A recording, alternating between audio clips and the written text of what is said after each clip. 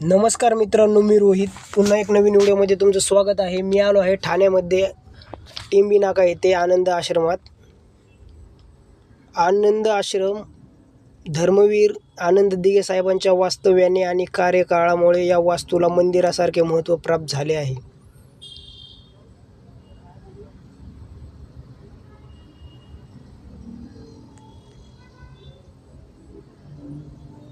या ठिकाणी बसूनच आनंद दिघे साहेब जनतेच्या तक्रारी सोडवत आणि लोकांशी संवाद साधत।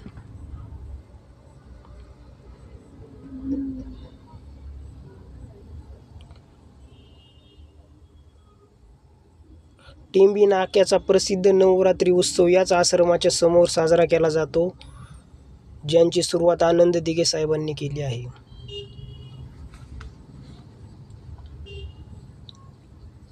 आश्रमात आनंद दिघे साहेबांच्या वस्तू, त्यांच्या वापरातील सोफा आणि फोटो व त्यांच्या आठवणी आहेत।